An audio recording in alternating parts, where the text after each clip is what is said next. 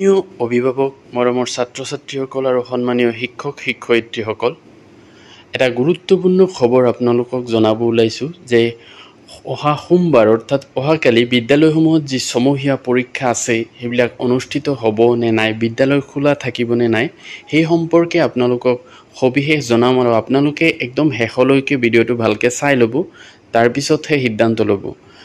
অসমৰ স্বাভিমান, অসমীয়া জাতিৰ হিয়াৰ আমুঠু, অসমীয়াৰ হৃদয়ৰ স্পন্দন প্ৰয়াত জুবিন গাৰ্গৰ অকাল মৃত্যুত তেখেতক শ্ৰদ্ধাৰে সোঁৱৰিছোঁ।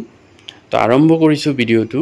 আপোনালোকে নিশ্চয় জানে যে অসমৰ মাননীয় শিক্ষামন্ত্ৰীদেৱে এটা ফেচবুক পোষ্ট কৰিছিলে যে শ্ৰদ্ধেয় শিল্পী জুবিন গাৰ্গৰ অকাল মৃত্যুৰ পৰিপ্ৰেক্ষিতত সকলো বিদ্যালয় পৰিদৰ্শকক কাইলৈ অনুষ্ঠিত হ'বলগীয়া ছমহীয়া পৰীক্ষা কিংবদন্তি শিল্পীগৰাকীৰ নশ্বৰ দেহৰ অন্ত্যেষ্টিক্ৰিয়া নোহোৱা পৰ্যন্ত পিছুৱাই দিবলৈ নিৰ্দেশ দিয়া হৈছে।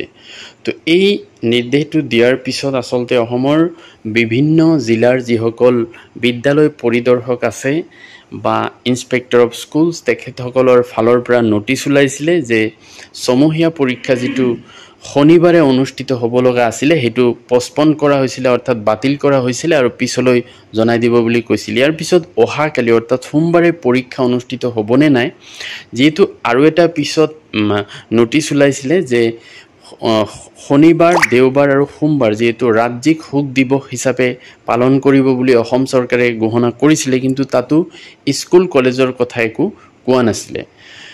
আজি অসমৰ মাননীয় মুখ্যমন্ত্ৰীদেৱে ফেচবুক এটা লাইভত কৈছে, কি কৈছে আপোনালোকে চাই লওক। এখনো কৰিম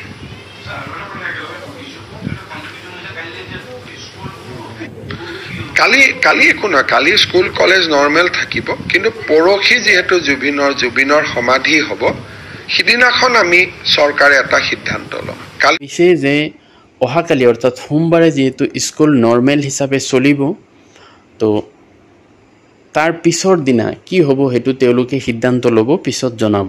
তো অহাকালি নৰ্মেল হিচাপে অৰ্থাৎ সোমবাৰে নৰ্মেল হিচাপে চলিলেও যিহেতু আগতে অসমৰ শিক্ষামন্ত্ৰীদেৱে এনেকুৱা এটা পোষ্ট কৰিছিলে যে IAS সকলক এইটো নিৰ্দেশনা দিছিলে আৰু তাৰ ওপৰত ভিত্তি কৰি আচলতে বিভিন্ন জিলাত IAS সকলে কিছুমান নিৰ্দেশনা দিছে।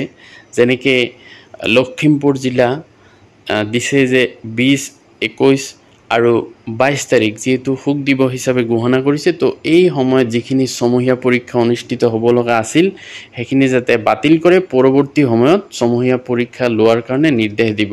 এনেকৈ অন্যান্য জিলাতো যিবিলাক জিলাত IASৰ ফালৰ পৰা এনেকুৱা নটিচ ওলাইছে সেইবিলাক জিলাত বিশেষকৈ, আৰু আচলতে প্ৰত্যেক জিলাতে চাগে ওলাইছে, তো আপোনালোকে চাই ল'ব। যদি এনেকুৱা নটিচ থাকে তেতিয়াহ'লে সেই দিনকেইটাত ছমহীয়া পৰীক্ষা নল'ব। যিহেতু অসমৰ মুখ্যমন্ত্ৰীদেৱে সোমবাৰে স্কুল নৰ্মেল হিচাপে চলাব কৈছে, তো স্কুল আপোনালোকে চলাব আৰু পৰীক্ষাটো বিশেষকৈ 9-10ৰ পৰীক্ষা যিটো এইটো IASৰ অনুমতি সাপেক্ষেহে আপোনালোকে পৰীক্ষাটো ল'ব। যিহেতু এইটো বৰ্ডৰ পৰীক্ষা, যদি আপোনালোকে একো নজনাকৈ পৰীক্ষাটো লৈ লয় প্ৰশ্নটো আচলতে লিকেজ হৈ যাব।